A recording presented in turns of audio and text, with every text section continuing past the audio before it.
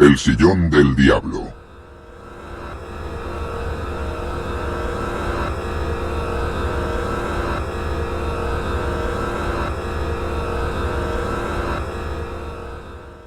Una reliquia llena de misterio y leyenda. En el corazón de Valladolid, dentro del majestuoso palacio de Fabio Nelli, se esconde una pieza que ha despertado curiosidad, fascinación y hasta temor entre quienes la conocen. Se trata de El Sillón del Diablo, una silla tallada en madera que, más allá de su valor artístico, está envuelta en un halo de misterio y leyendas oscuras.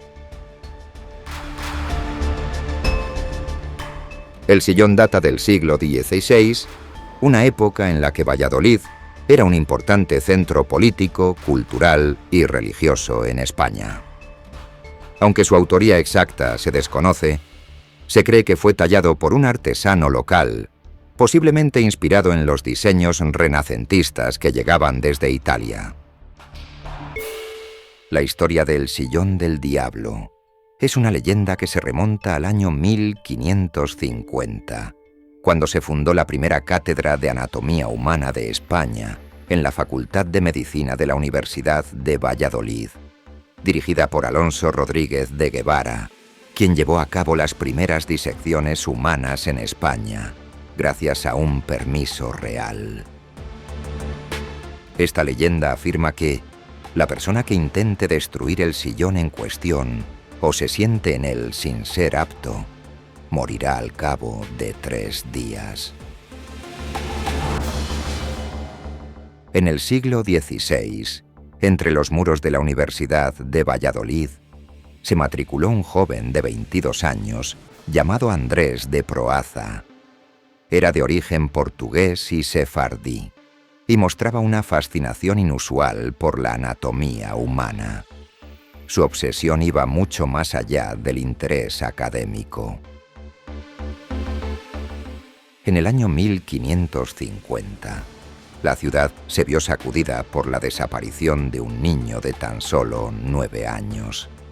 Los vecinos de la calle Esgueva comenzaron a sospechar, especialmente por los ruidos extraños y los llantos que, según decían, salían del sótano de la casa donde vivía aquel estudiante.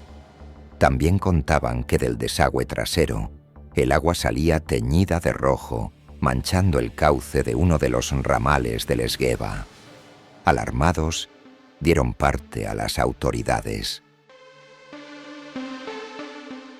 Lo que encontraron al entrar en el sótano heló la sangre de todos los presentes. Sobre una mesa de madera yacía el cuerpo del niño, brutalmente seccionado.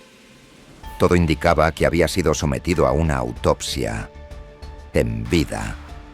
A su alrededor también aparecieron gatos y perros, colocados en idéntica postura, como si fueran parte de un macabro experimento. Cuando las autoridades inspeccionaron la vivienda, hallaron el sillón exactamente como lo había descrito. Fue entonces cuando la Inquisición intervino. Andrés de Proaza fue condenado a morir en la hoguera, acusado de herejía y nigromancia.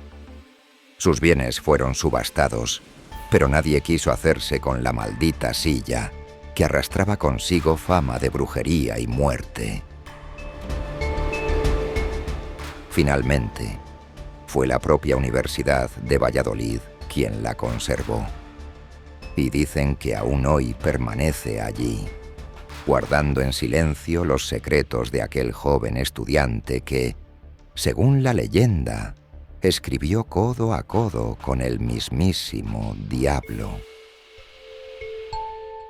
Con el paso del tiempo, la figura de Andrés de Proaza y su siniestro sillón no se desvaneció entre las sombras del olvido. Al contrario, su leyenda ha alimentado la imaginación de numerosos escritores convirtiéndose en materia prima para relatos y novelas que exploran la delgada línea entre la historia y la ficción. Una de las adaptaciones más recientes es la novela El sillón del diablo, publicada en 2016 por el autor vallisoletano Víctor Manuel del Pozo. En ella, el escritor reconstruye con libertad creativa la vida de aquel joven obsesionado con el conocimiento prohibido, mezclando datos históricos con elementos oscuros propios de la leyenda. Pero la novela no se queda en el siglo XVI. También da un salto al presente, sumergiéndose en el género negro.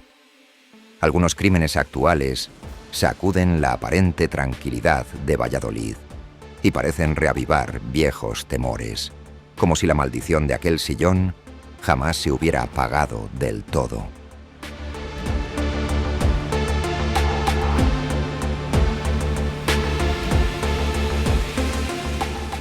Con el paso del tiempo, el sillón maldito acabó en la Facultad de Medicina de Valladolid.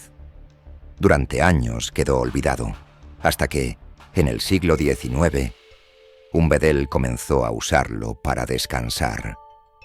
3 días después, murió repentinamente.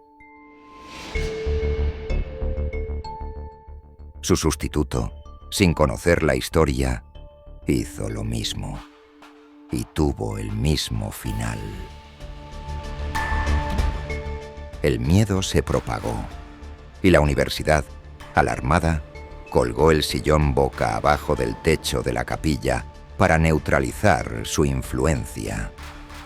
Allí permaneció hasta 1890, cuando fue trasladado al Museo Arqueológico de Valladolid, donde aún se conserva como prueba de una leyenda que se niega a morir.